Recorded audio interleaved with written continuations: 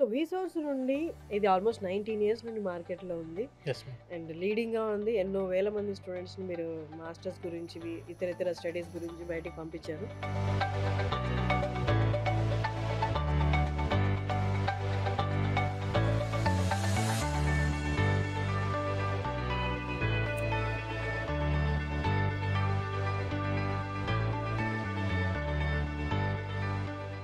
Financials దగ్గరికొస్తే చాలామంది afford చేయలేరు. Still నాకు బెస్ట్ ఎడ్యుకేషన్ కావాలి. అంటే మీరు అది ప్రాపర్‌గా సెలెక్ట్ చేయగలరా అలాగా?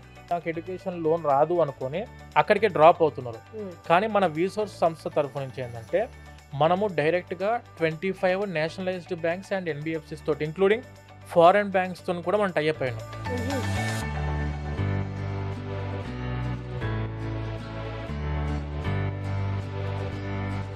వితౌట్ ఎనీ ప్రాపర్టీ అష్యూరెన్స్ లేకుండా ఎడ్యుకేషన్ లోను ఇప్పించే రెస్పాన్సిబిలిటీ మా వీసోర్స్ తరఫు నుంచి తీసుకుంటాం మేడం. మరి ఇన్ని మంచి ఫెసిలిటీస్ ఉన్నాయి. నువ్వు చదువుకో చాలు మిగతాదంతా మేము ప్రొవైడ్ చేస్తాం వాస్. అన్నట్టుంది.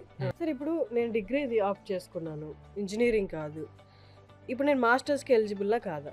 ఎలిజిబుల్ సో వాళ్ళ క్రైటీరియా ఏంటి? అక్కడికెళ్ళడానికి ఏమేం కావాలి?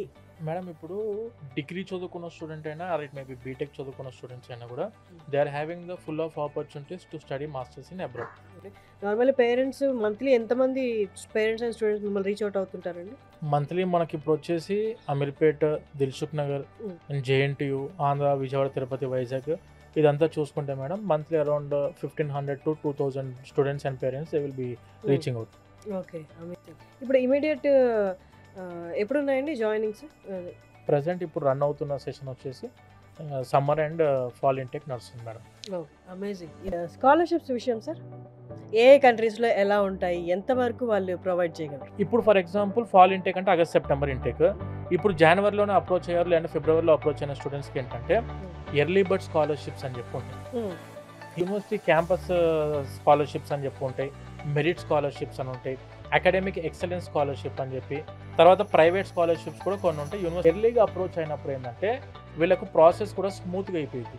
ఎడ్యుకేషన్ లోన్కైనా, అప్లికేషన్ పెట్టేటప్పుడైనా, లేదంటే స్కాలర్షిప్స్ టైంలోనైనా, వీసా ప్రాసెసింగ్ టైంలో కూడా, DS-160 ఫిల్ చేసేటప్పుడు కూడాను టైం మంచిగా దొరికిద్ది. యూఎస్ఏకి ప్లాన్ చేస్తున్న స్టూడెంట్స్ ఎవరైనా ఉంటే యూఎస్ఏకి వెళ్ళే కంటే ముందే మన తరఫు నుంచి స్టూడెంట్కి సిమ్ కార్డు కూడా ఇక్కడ వేస్తాం.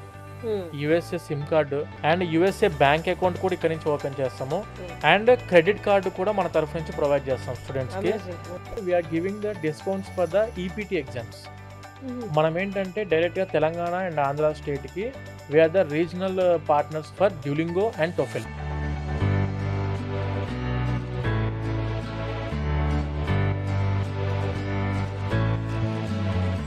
నమస్తే వ్యాస్. పూర్వం బయట దేశాలకెళ్ళి అంటే అబ్రాడ్‌లో మాస్టర్స్ చేయడానికి వెళ్ళే వాళ్ళకి చాలా ఇబ్బందులు ఎదుర్కొనేవాళ్ళు. తర్వాత మనకు చాలా ఈజీ అయిపోయాయి. ఎందుకంటే మనకి హెల్ప్ చేసే కన్సల్టెన్సీస్ చాలా ఉన్నాయి. అండ్ మార్కెట్‌లో మేజర్‌గా లీడింగ్‌లో ఉన్న కన్సల్టెన్సీ వీసోర్స్. వీసోర్స్ నుండి మార్కెటింగ్ డైరెక్టర్ నాగేంద్ర గారు ఇవాళ మనతో ఉన్నారు. నమస్తే అండి. నమస్తే మేడం.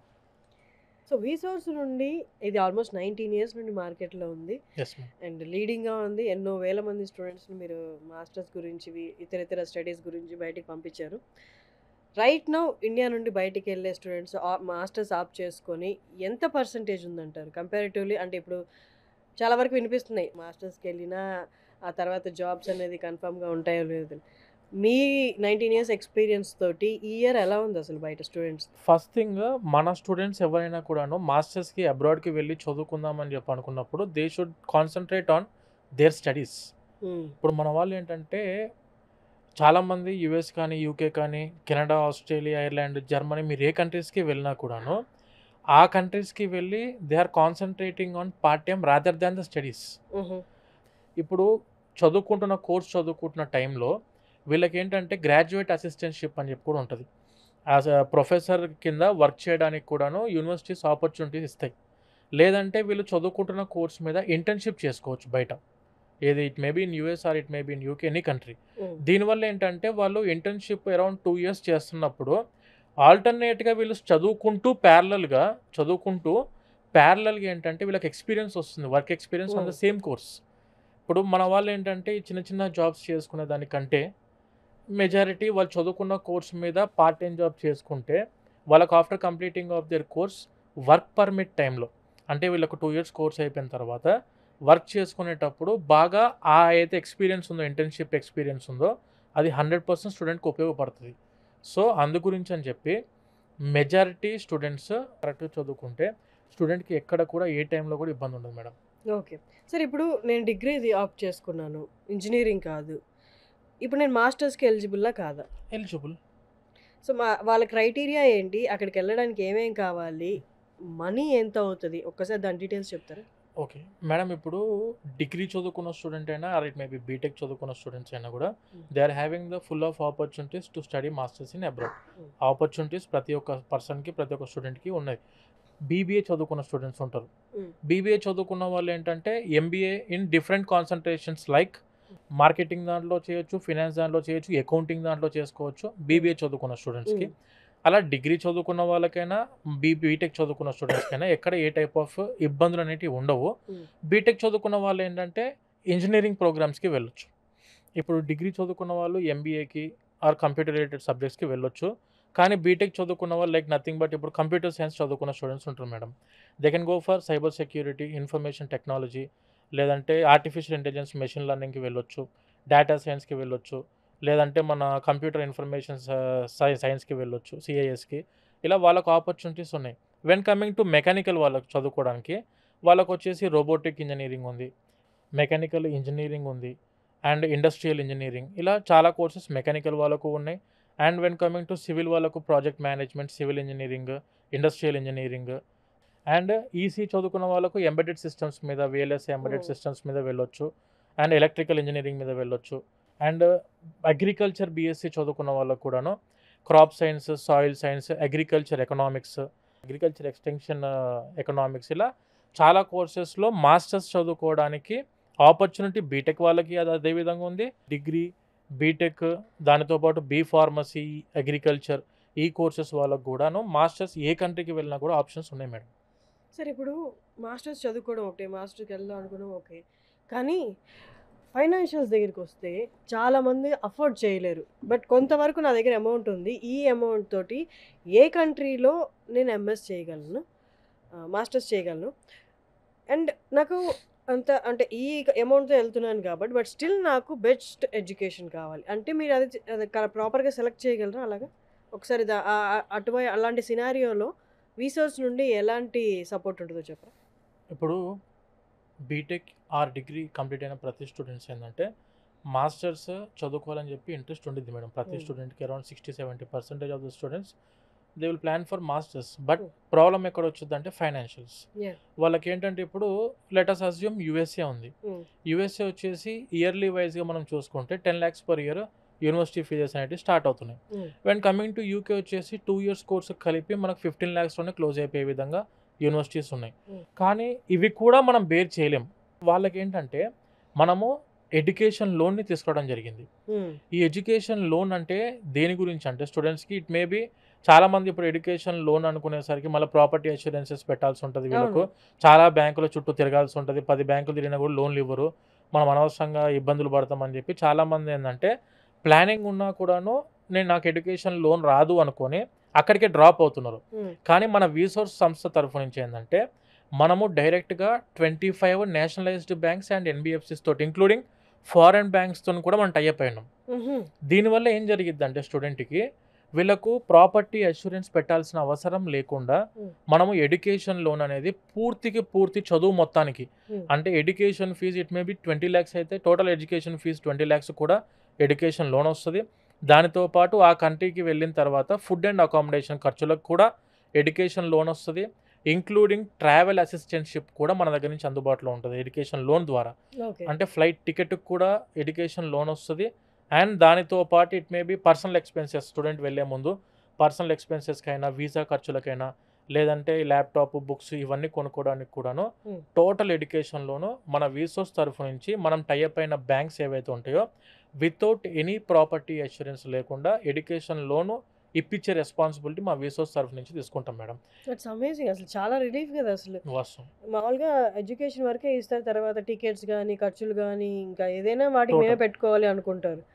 వాళ్ళందరికీ చాలా రిలీఫ్. సో, ఈ లెక్కన మీరు ఎడ్యుకేషన్ ఎంఎస్ కానీ, మాస్టర్స్ కానీ అబ్రాడ్‌లో చేయాలనుకుంటే, మీరు ఇది బాగా నోట్ చేసుకోవాల్సిన ఇన్ఫర్మేషను. మిగతా అన్నిటికి కూడా బ్యాంక్స్ అనేవి మీకు ప్రొవైడ్ చేస్తాయి. సో మనకు ఇంకొక ఆపర్చునిటీ ఏంటంటే, ఇప్పుడు స్టూడెంట్ మనం 25 నేషనలైజ్డ్ బ్యాంక్స్ వీటితో మనం టై అప్ అయి ఉన్నాము. ఎన్‌బీఎఫ్‌సిస్ తోటి, ఫారెన్ బ్యాంక్స్‌తో కూడా టై అప్ అయి ఉన్నాం. వీళ్ళు ఎక్కడ ఏ బ్యాంకుల చుట్టూ తిరగాల్సిన అవసరం లేదు. హ్మ్. మన రీసోర్స్ ఆఫీస్‌కి వచ్చిన ప్రతి ఒక్క స్టూడెంట్‌కి కానీ, ప్రతి ఒక్క పేరెంట్‌కి కానీ, మనం ఏదో టై అప్ అయిన బ్యాంక్స్ ఉంటామో, ఆ బ్యాంకుల యొక్క education loan department team members ఎవరైతే ఉంటారో, వాళ్ళందరూ కూడాను మన ఆఫీస్‌లోనే గ్రౌండ్ ఫ్లోర్‌లో అందుబాటులో ఉంటారు ప్రతి ఆఫీస్‌లో. హ్మ్. డైరెక్ట్‌గా బ్యాంక్ వాళ్ళని ఫేస్ టు ఫేస్ కలవడానికి అవకాశాలు మనము రీసోర్స్ తరఫు నుంచి హ్మ్. ప్రతి ఒక్క పేరెంట్‌కి అందిస్తున్నాము with very low interest rate. హ్మ్. ఇంట్రెస్ట్ రేట్ అంటే మామూలుగా ప్రతి ఒక్క పేరెంట్‌కి ఇప్పుడు సరే ఎడ్యుకేషన్ లోన్ మీరు ఇప్పిస్తా అంటున్నారు. మరి దాని మీద ఈఎంఐ ఏ విధంగా కట్టుకోవాలా? హ్మ్. దాని ఇంట్రెస్ట్ రేట్ ఎలా ఉంటదని చెప్పి డౌట్స్ ఉంటాయి. ఎడ్యుకేషన్ లోన్ అనేది 8.5% నుంచి start madam. With a very reasonable లో ఇంట్రెస్ట్ రేట్ 8.5 అంటే మనము మన ఇండియన్ టర్మినాలజీలో రూపీస్‌లో మాట్లాడుకుంటే 75 పైసా. హ్మ్. 75 పైసల నుంచి ఎడ్యుకేషన్ లోన్ అనేది అందుబాటులో ఉంది. ఇది depending on the student CIBIL బట్టి మనకు ఇంట్రెస్ట్ రేట్ అనేది ఫ్లోటింగ్‌లో ఉంటది. మారిద్ది. హ్మ్. అండ్ ఈ ఈఎంఐ ఎలా కట్టుకోవాలి? ఇప్పుడు స్టూడెంట్‌కి డబ్బులు కట్టిన వెంటనే ఇప్పుడు బ్యాంక్ వాళ్ళు డిస్బర్స్ చేశారు అమౌంట్. హ్మ్. ఎడ్యుకేషన్ లోన్ వచ్చింది. యూనివర్సిటీకి ఫీజు డిస్బర్స్‌మెంట్ అయిపోయింది బ్యాంకుల తరఫు నుంచి. హ్మ్. ఈ అమౌంట్ నేను ఎప్పుడు కట్టుకోవాలని చెప్పానంటే, ఎగ్జాక్ట్‌గా స్టూడెంట్ ఇప్పుడు ఈ సంవత్సరం మాస్టర్స్ 2025 లెట్ అస్ అస్యూమ్ 2025లో స్టూడెంట్ మాస్టర్స్‌లో జాయిన్ అయ్యాడు. ఎడ్యుకేషన్ లోన్ అప్రూవల్ అయింది. శాంక్షన్ అయింది. డిస్బర్స్‌మెంట్ అయిపోయింది. హ్మ్. ఇతను 2 ఇయర్స్ మాస్టర్స్ చదువుకునే టైము 2 ఇయర్స్. కోర్స్ డ్యూరేషన్ వచ్చేసి 2 ఇయర్స్. దీని తర్వాత ప్రతి బ్యాంక్ 1 ఇయర్ గ్రేస్ పీరియడ్ అని చెప్పిస్తారు. అంటే 2 ఇయర్స్ కోర్స్ అయిపోయిన తర్వాత 1 year relieving period are grace period అనుకోవచ్చు మనము. అంటే 3 ఇయర్స్ టైం ఉంటది. 4th ఇయర్ ఫస్ట్ మంత్ నుంచి ఈఎంఐ స్టార్ట్ అవుద్ది. హ్మ్. ఇట్స్ ఇవన్నీ నైస్. కూడా మన రీసోర్స్ తరఫు నుంచే మనం హెల్ప్‌ఫుల్‌గా ఉంటాం మేడం స్టూడెంట్స్‌కి. ఓకే. సో, కన్సల్టెన్సీ అనంగానే చాలామంది పేరెంట్స్ అండ్ స్టూడెంట్స్‌కి ఉండే పెద్ద భయం ఏంటి అంటే ఫస్ట్ అడుగులు పెట్టిన వెంటనే వీళ్ళు నా దగ్గర ఎంత తీసేసుకుంటారు? హ్మ్. నన్నెంత అడుగుతారు డబ్బులు హ్మ్. అని అంటే. ఫస్టే నాకు తెలిసి స్టూడెంట్స్ మీకు లోపలికి ఎంటర్ అయిన వెంటనే నేనెంత కట్టాలి సార్ ఫస్ట్ మీకని అడుగుతారు కదా! ఒకసారి దాని గురించి చెప్పండి. మేడం ఒకటి ఇప్పుడు స్టూడెంట్స్ అబ్రాడ్‌లో మాస్టర్స్ చదువుకుందాం అని చెప్పి మన ఆఫీస్‌కి ఎవరొచ్చినా కూడాను, హ్మ్. ఇప్పుడు యూకేకి వెళ్దాం అనుకునే స్టూడెంట్స్ ఉన్నారు. వాళ్ళకు ఏ యూనివర్సిటీ అప్లికేషన్ పెట్టినా, ఏ ప్రాసెస్ చేసినా కూడా విత్ జీరో కాస్ట్. ఒక్క పైసా కూడా మనం చార్జ్ చేయం. చాలామంది పేరెంట్స్ అవును నువ్వు చార్జ్ చేయకుండా మరి మీరు ఎలా ప్రాసెస్ చేస్తారు? మీకెలా అవుద్ది ఇదంతా హ్మ్. బిజినెస్ అని చెప్పనంటే, ఆబ్వియస్‌గా యూనివర్సిటీస్ నుంచి మాకు కమిషన్స్ వస్తాయి. హ్మ్. ఆ కమిషన్స్ మాకు ఎప్పుడు అంటే స్టూడెంట్ వెళ్ళిన 6 మంత్స్ తర్వాత యూనివర్సిటీ వాళ్ళు మాకు కమిషన్ రిలీజ్ చేస్తారు. ఆ హుహు. కమిషన్ మీద మేము డిపెండెంట్ తప్పించి we're not dependent on any of the student money, hmm. Processing fees ఆ టైప్‌లో మనము ఎటువంటి ఇది చార్జ్ చేయమండి. యూకే కంట్రీకి అయితే మనము. We're giving the discounts for the EPT exams. హుహు. మనం ఏంటంటే డైరెక్ట్‌గా తెలంగాణ అండ్ ఆంధ్ర స్టేట్‌కి we're the regional partners for Duolingo and TOEFL. హుహు. ఇప్పుడు ఈ 2 ఎగ్జామ్స్ ఏంటివంటే ఇంగ్లీష్ ఎగ్జామినేషన్స్. హ్మ్. ఇవి బయట కంట్రీస్‌లో మీరు వెళ్లి చదువుకుందాం అనుకుంటే ప్రతి స్టూడెంట్ కూడా ఈ ఇంగ్లీష్ ప్రొఫిషియన్సీ టెస్ట్ అనేటివి రాయాల్సి ఉంటది. హ్మ్. లైక్ ఇప్పుడు యూకేకి అయితే ఇవన్నీ అవసరం లేదు మేడం. డ్యూలింగో అయినా, టోఫెల్ అయినా, ఐఎల్టీఎస్ అయినా ఏ ఎగ్జామినేషన్స్ కూడా అవసరం యూకేకి లేదు. అవసరం లేదు. Hmm. But when coming to if you are planning for యూఎస్ఏకి ప్లాన్ చేస్తే మాత్రం ఖచ్చితంగా ఎనీ వన్ ఈపీటీ ఎగ్జామినేషన్ రాయాల్సి ఉంటది. It may be for IELTS రాయాలి ఆర్ డ్యూలింగో ఆర్ టోఫెల్. మనం ఏం చేస్తున్నామంటే టోఫెల్ ఎగ్జామినేషన్‌కి around we are giving the discount of up to 4,500 rupees హుహు. టోఫెల్‌కి. హుహు. జస్ట్ 12,500, 13,000 ఆ రేంజ్‌లో హ్మ్. వీళ్ళకు టోఫెల్ అనేది ఎగ్జామినేషన్ ఫీజ్ అనేది మనము అరౌండ్ 4,000 రూపీస్ వరకు తగ్గిద్ది స్టూడెంట్‌కి. హ్మ్. హ్మ్. And when coming to Duolingo అనుకోండి $65 ఉండిద్ది. హ్మ్. అరౌండ్ అంటే అప్రాక్సిమేట్‌గా ₹6,000 అనుకోవచ్చు. మనం దాన్ని 3,800, 4,000 రూపీస్‌కే మనం డిస్కౌంట్ చేసి మరి ఇవ్వడం జరుగుతుంది హ్మ్. స్టూడెంట్స్‌కి. ఈ హ్మ్. విధంగా ఏందంటే వాళ్ళకు ఎన్ని విధాలుగా మన రీసోర్స్ సహాయపడగలిగిద్దో హ్మ్. అన్ని విధాలుగా మా తరఫు నుంచి అన్ని టైప్స్‌తోనే ఉన్నాము. హ్మ్. స్టూడెంట్ ఎక్కడికొచ్చినా కూడా డైరెక్ట్ ఫేస్ టు ఫేస్ అందరితోని మాట్లాడొచ్చు వాళ్ళు. యాహ్! Even bank everyone. ఈ డ్యూలింగో వాళ్ళతో కూడా డైరెక్ట్‌గా ఇప్పుడు మనం ఎడ్యుకేషన్ ఫెయిర్స్ కండక్ట్ చేస్తుంటాం హ్మ్. ఆబ్వియస్‌గా. హ్మ్. ఈ ఎడ్యుకేషన్ ఫెయిర్స్ కండక్ట్ చేసేటప్పుడు కూడాను స్టూడెంట్స్ డైరెక్ట్ మనము ఏదైతే స్టేట్ రీజనల్ మేనేజర్స్ ఉంటారో ఆ ఎగ్జామ్స్ యొక్క it may be for Duolingo or it may be for TOEFL or it may be GRE exam ఉంటది కదా! హ్మ్. అది గ్రాడ్యుయేట్ ఎగ్జామినేషన్ అది. ఆ జీఆర్ఈ ఎగ్జామినేషన్ కూడా మనం 4,500 వరకు డిస్కౌంట్ దానికి కూడా ఇస్తున్నాం. ఓకే. సో, వాళ్ళందరూ కూడా ఎడ్యుకేషన్ ఫెయిర్స్ అప్పుడు అందుబాటులో ఉంటారు. అండ్ మన ఆఫీస్‌లో వచ్చేసి డైరెక్ట్‌గా బ్యాంక్ టీమ్ మెంబర్స్ కూర్చొని ఉంటారు. అండ్ ఇంకొక ఆపర్చునిటీ వీసోస్ తరఫు నుంచి ఏం జరిగిద్దంటే ప్రతి ఒక్క స్టూడెంట్కి, if you are planning for యూఎస్ఏకి ప్లాన్ చేస్తున్న స్టూడెంట్స్ ఎవరైనా ఉంటే యూఎస్ఏకి వెళ్ళే కంటే ముందే మన తరఫు నుంచి స్టూడెంట్కి సిమ్ కార్డు కూడా ఇక్కడ ఇస్తాం. యూఎస్ఏ సిమ్ కార్డు, యూఎస్ఏ నుంచి ఇప్పుడు బ్యాంక్ అకౌంట్ తీసుకోవాలి. స్టూడెంట్స్ అక్కడ వెళ్ళిన వెంటనే అంతా కొత్త ఉంటుంది మేడం. అంటే మనకు తెలియని ప్లేసెస్ అదంతా. స్టూడెంట్ ఎవరైనా తెలిసిన వాళ్ళు ఉన్నారు అంటే 10% ఆఫ్ ద స్టూడెంట్స్కి రిలేటివ్స్ ఫ్రెండ్స్ వాళ్ళు ఉన్నారు. కానీ 90% students they are going without any knowledge of that country. మన తరఫు నుంచి ఏంటంటే స్టూడెంట్కి ఇక్కడే మనము యూఎస్ఏ సిమ్ కార్డ్కి రిజిస్ట్రేషన్ చేయించిస్తాము. అండ్ యూఎస్ఏ బ్యాంక్ అకౌంట్ కూడా ఇక్కడ నుంచి ఓపెన్ చేస్తాము. అండ్ క్రెడిట్ కార్డు కూడా మన తరఫు నుంచి ప్రొవైడ్ చేస్తాం స్టూడెంట్స్కి. అప్ టు $5,000 వరకు, అంటే అరౌండ్ మన ఇండియన్ కరెన్సీ 4,20,000 వరకు మనము క్రెడిట్ కార్డు కూడాను స్టూడెంట్కి అందిస్తున్నాము, ప్రొవైడ్ చేస్తున్నాము.